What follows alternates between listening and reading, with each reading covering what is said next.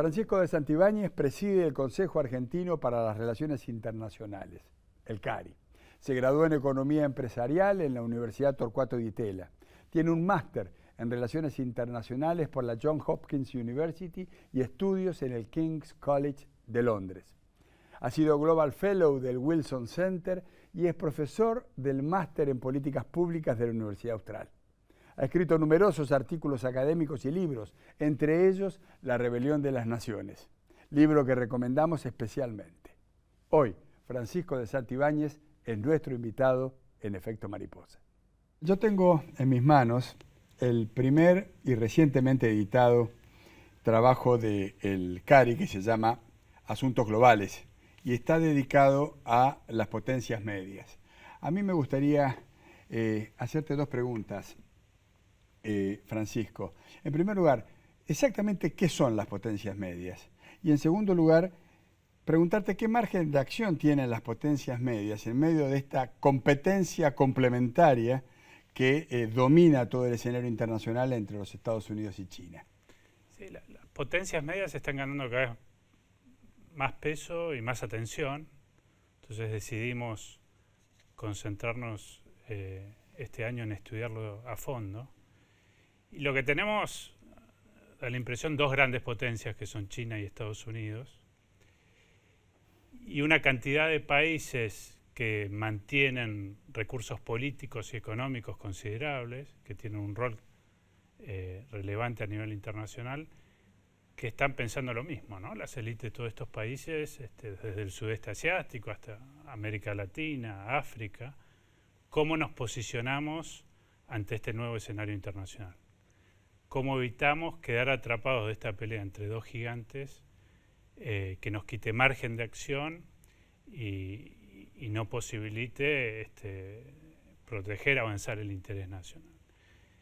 Y ante esa perspectiva, lo que cada vez se está viendo más es un diálogo entre las potencias medias y un proceso de aprendizaje de cómo posicionarse en este nuevo escenario internacional. Pero entiendo que cuando hablas de potencias medias no estás hablando de los BRICS necesariamente. No, para nada. Australia es una potencia media. Eso es. Australia es un país que la mayor parte de su comercio es con China. Por el otro lado, en términos de valores y de seguridad, tiene una alianza muy cercana con Estados Unidos y sus aliados.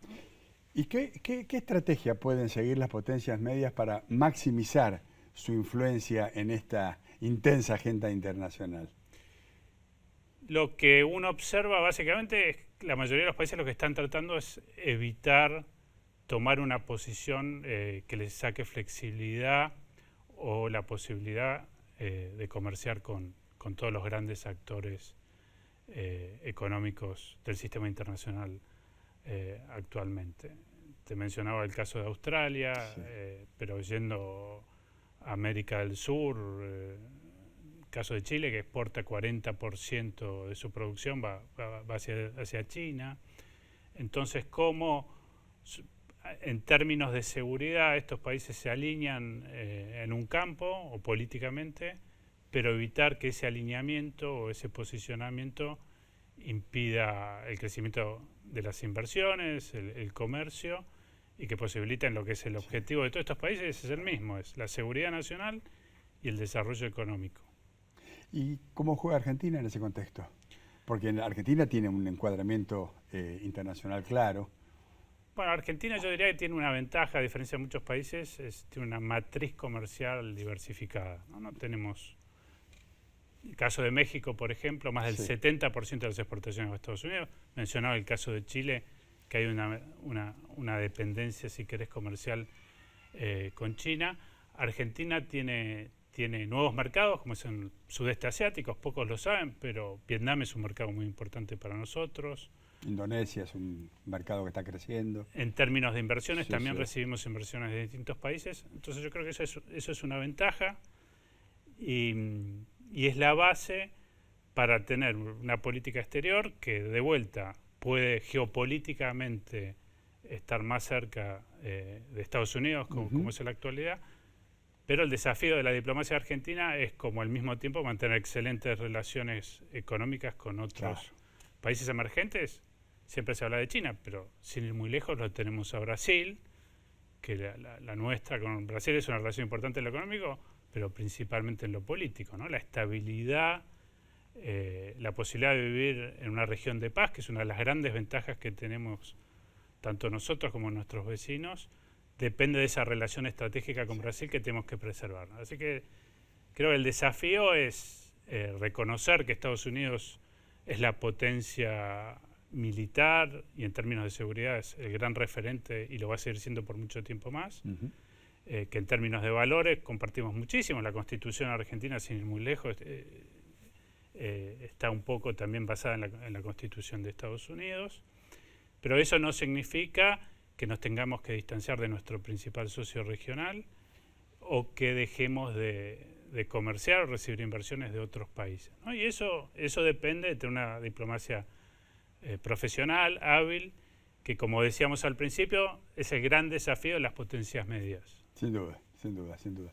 Ya que mencionaste el tema de comercio, me gustaría recordar el 2 de abril, el Deliberation Day Tariffs de Donald Trump, cuando él anuncia en sus primeras horas de gestión una batería de órdenes ejecutivas, executive orders. Hay una que a mí me llamó la atención y seguramente a vos también. Una orden ejecutiva decía: cámbiese el nombre del monte McKinley, devuélvase el nombre del monte McKinley en Alaska. Yo pensé, pero caramba, ¿qué tiene que ver esto con esta cantidad de anuncios importantes que está haciendo? Y en realidad Trump estaba emitiendo una señal.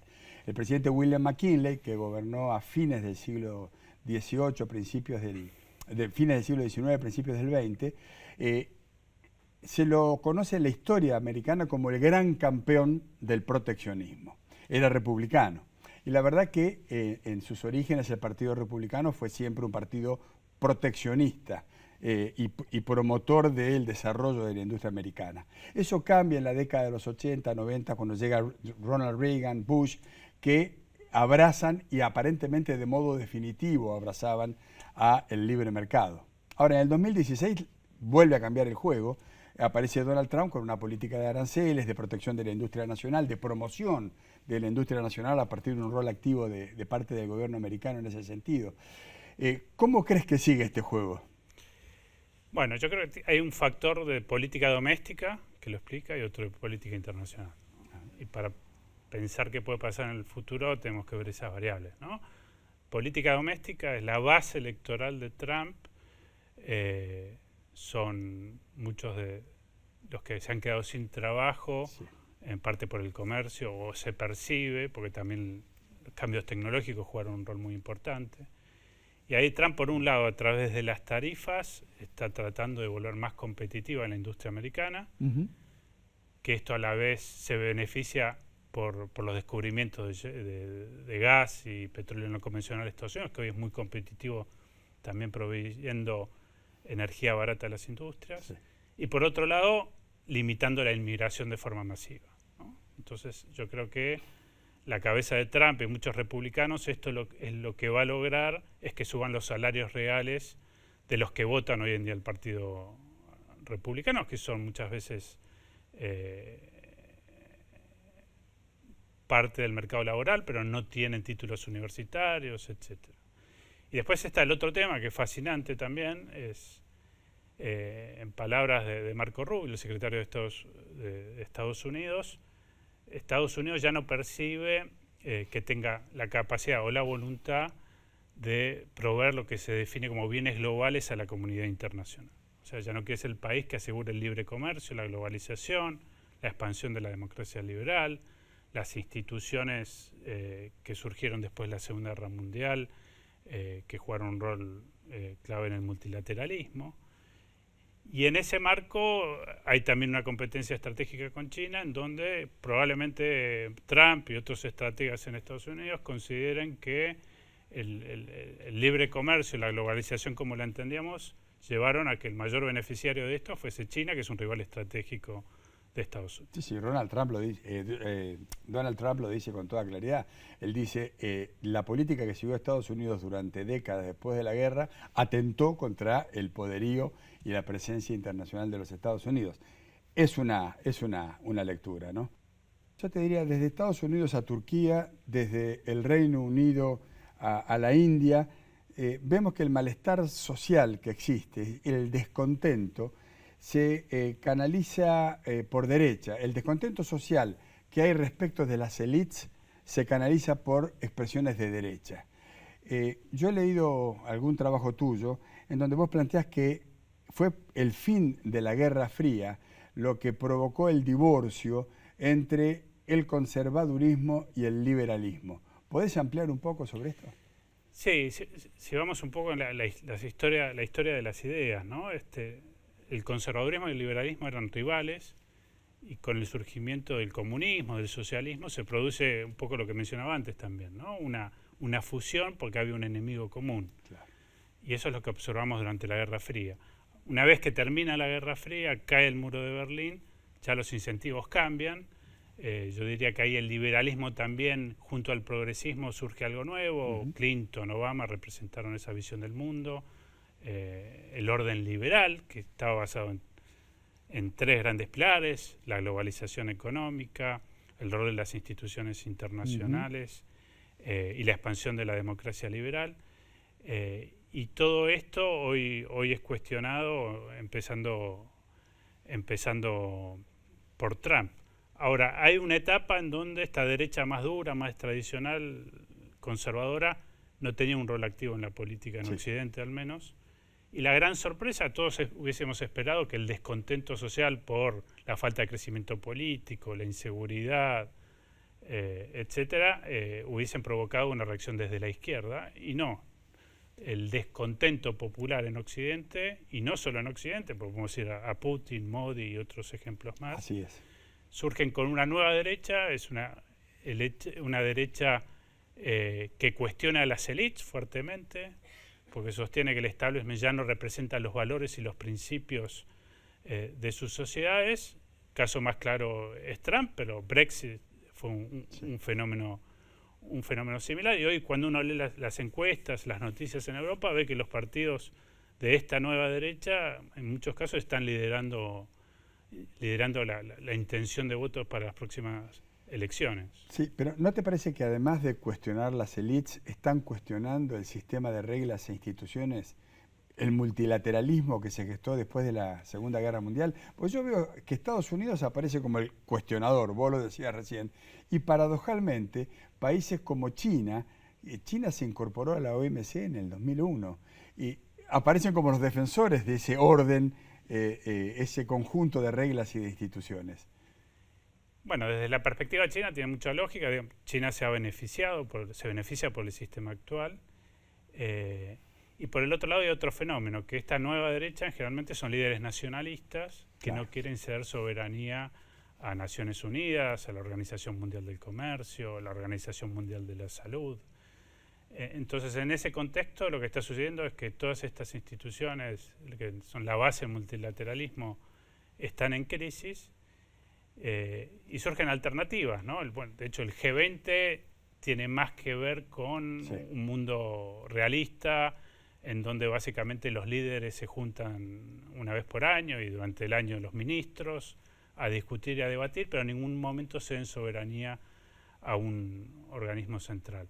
Así que estamos en un momento de transición claramente, en donde no es tan claro cuáles son, si las instituciones como Naciones Unidas se van a adaptar a esta nueva realidad y van a seguir cumpliendo con su función, o si van a surgir nuevos mecanismos. De hecho, China en parte y otros países a través de BRICS y distintos foros, pero tienen una lógica distinta a las instituciones tradicionales que estamos acostumbrados, ¿no? Generalmente son foros, son flexibles, no les exigen a los miembros que sean soberanía, no hay una secretaría central con grandes presupuestos, y de vuelta hay un cambio de época, especialmente en Occidente, que las sociedades ya no quieren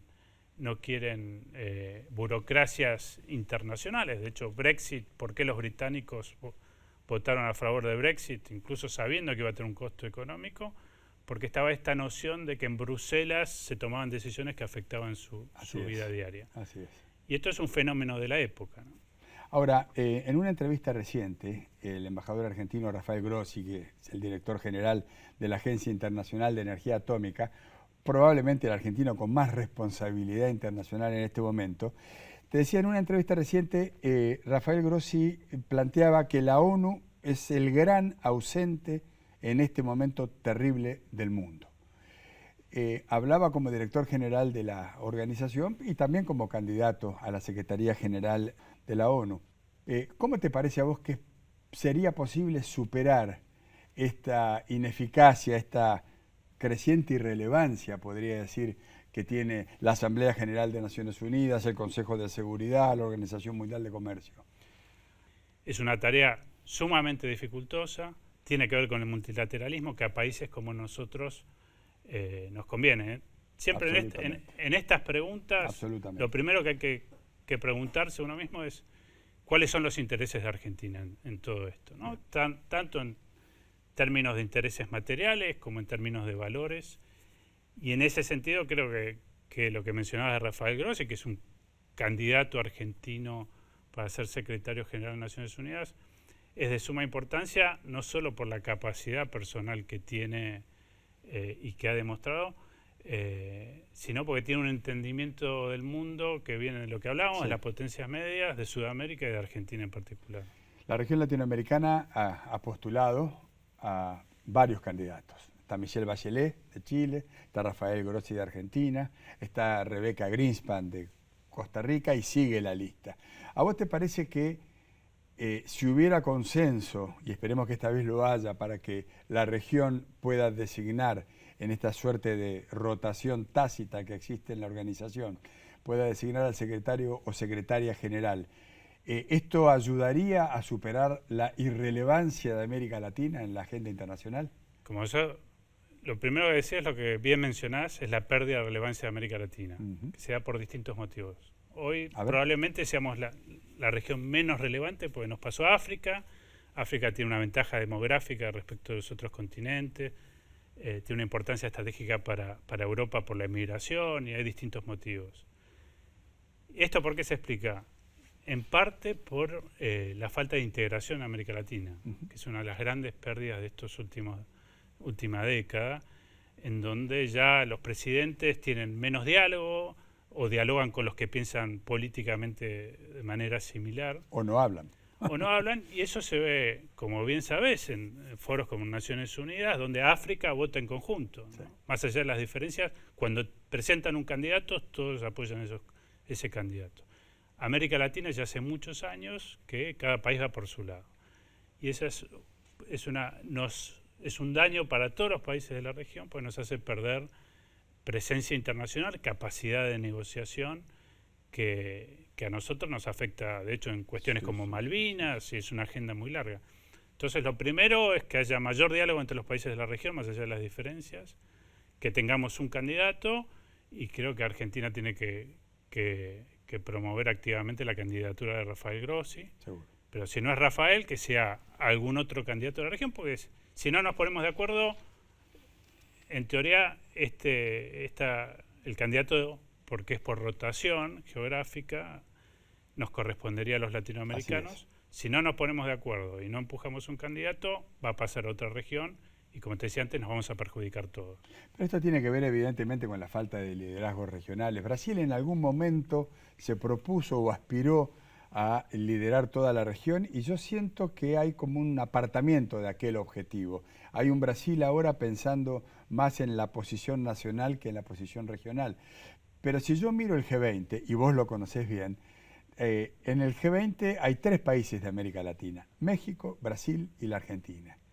Yo he sido Sherpa muchos años de la Argentina en el G20 y tengo que decir que nunca hemos logrado los 3 países latinoamericanos llegar con una agenda consensuada a las cumbres del G20. Eso es otra expresión de otra causa, quiero decir, de esta pérdida de relevancia de la región, ¿verdad? Totalmente, y somos países que compartimos muchísimo en términos de intereses y de visiones del mundo. Eso no significa que tenemos que estar de acuerdo de todo. Por ejemplo, Brasil siempre ha buscado un asiento permanente en el Consejo de Seguridad de Naciones Unidas. Eso no necesariamente favorece a Argentina, nosotros buscamos una fórmula distinta, que sea más democrática para los países de la región. Pero en los grandes temas coincidimos que el multilateralismo es importante porque le da una voz a países medios como son México, Brasil y Argentina, con las diferencias que existen. Entonces, de vuelta, es muy importante el rol de la diplomacia profesional, del diálogo, incluso con las partes con las que uno no está de acuerdo o está enfrentado, porque más allá de las diferencias siempre hay temas en común que compartimos, y especialmente con los países latinoamericanos. Una de las primeras medidas que tomó el gobierno del presidente Milei fue retirar la candidatura argentina para su incorporación al grupo de los BRICS. ¿Habrá sido esa una decisión que atiende el interés nacional? ¿Y de qué manera? Porque la verdad que cuesta entender que, pudiendo tener acceso a un foro de creciente importancia en la arena internacional, hayamos decidido marginarnos. Pues yo creo que el de BRICS es un ejemplo de lo que necesitaríamos tener en Argentina. Me acuerdo en el CARI organizamos de hecho un gran debate sobre si convenía o no entrar a BRICS. Y lo que terminó sucediendo es que fue una decisión que coincidió con proceso electoral en Argentina. Fue una sorpresa, nadie se esperaba que los BRICS iban a invitar a la Argentina a ingresar. Y encontró a la clase dirigente argentina sin una respuesta. Pocos miembros de la dirigencia argentina, política, empresaria, sabían que era BRICS y no tenían en claro si convenía entrar o no. Entonces un candidato anunció que estaba en contra, el otro que estaba a favor, y dependiendo de la elección se decidió no entrar. Pero lo realmente grave, yo creo, es que como país, que como dirigencia, no tengamos la capacidad de tener clara cuál es nuestra estrategia, cuáles son nuestros intereses de mediano y largo plazo. Y de ahí se va a desprender para un lado o para el otro si conviene o no entrar en BRICS. Y te doy otro ejemplo, el caso del conflicto entre Ucrania y Rusia. A nosotros como país no nos afectó en gran medida porque ninguno de los dos son socios comerciales significativos para la Argentina. Ahora, si por algún motivo hay un conflicto entre las dos grandes potencias, eso tendría un costo enorme para la Argentina, porque China es un socio económico muy importante, Estados Unidos es nuestro principal socio en términos de seguridad y en otros aspectos. Bueno, ¿qué decidiría la dirigencia argentina si sucede eso?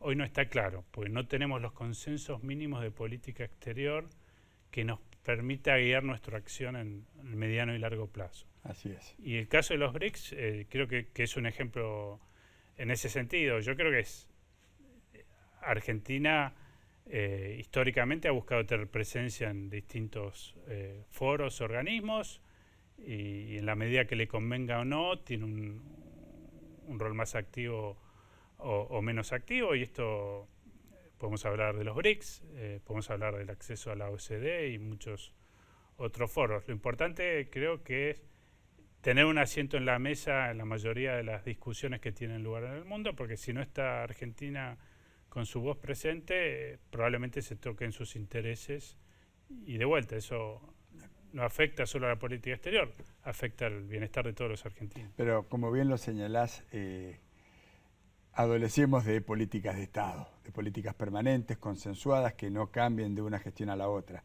Yo sé que el CARI trabaja y mucho en función de este tipo de definiciones, así que, bueno, quiero celebrar tu presencia en nuestro programa y agradecerte el tiempo y la claridad de tus conceptos. Muchísimas gracias, Jorge, por la invitación.